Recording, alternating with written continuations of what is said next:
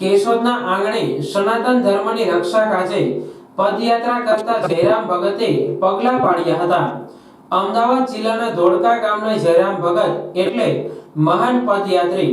તેઓએ પોતાના જીવનકાળમાં ધોળકાથી પદયાત્રા કરી સનાતન ધર્મની રક્ષા કાજે પ્રચાર પ્રસાર કરવા સંકલ્પ કર્યો છે।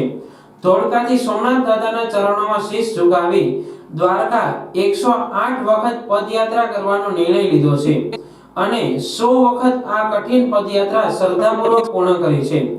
જયરામ ભગતે ધોળકાથી રણુજા રામદેવરા રામદેવ પીરના ચરણોમાં 32 વખત પદયાત્રા પૂર્ણ કરી છે। માં નર્મદાની કઠોર પરિક્રમા અંદાજે 4000 કિલોમીટર માત્ર 73 દિવસમાં 2 વખત પૂર્ણ કરી છે।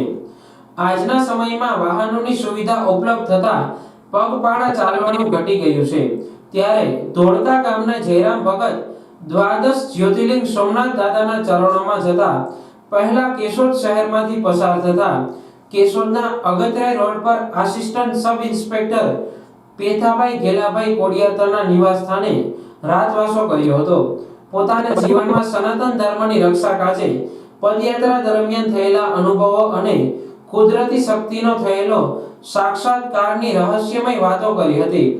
સવારે કેશોદથી તેઓ સોમનાથ જવા રવાના થયા હતા।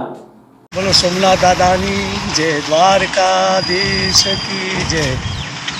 મારું નામ જયરામભાઈ માલજીભાઈ રબારી, ગામ ધોળકા, જિલ્લો અમદાવાદ, તાલુકો ધોળકા।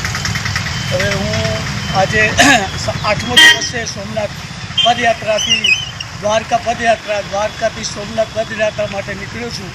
એટલે હજુ મારે 12-13 દિવસ બીજા થશે અને આ મારો ધર્મનો શરમ અને મારા કાર્ય માટે મારા સનાતન ધર્મના હિન્દુ ભાઈઓને લાગણી માન આપી હું આ યાત્રા નાનપણથી 1982થી દ્વારકા મારા 104મો ફેરો છે અને હજુ મારે બીજા 4 ફેરા કરવા 108ની માળા કરવાની છે। એટલે હું હજુ દ્વારકા સોમનાથ અને દ્વારકાથી સોમનાથ ડબલ યાત્રા ભગવાન કૃષ્ણ અને પોતે ભોળોનાથ દ્વારકાથી સોમનાથથી દ્વારકા ગોકુળમાં મળવા ગયા હતા। એ હિસાબથી એવું કહે છે કે દ્વારકા તમે સોમનાથ જાઓ, સોમનાથથી દ્વારકા જાઓ, દ્વારકાથી પાછા તમે સોમનાથ આવો, 10,000 યાત્રાનું ફળ મળે છે। એટલે આ હિન્દુ ધર્મ સનાતન ધર્મ માટે અમારે કાર્ય છે અને એવી પ્રેરણા છે। ભગવાન આવીને આવી યાત્રા કરાવીને ખૂબ ખૂબ ભગવાન સમાજ સનાતન ધર્મ સુખી થાય એવો મારો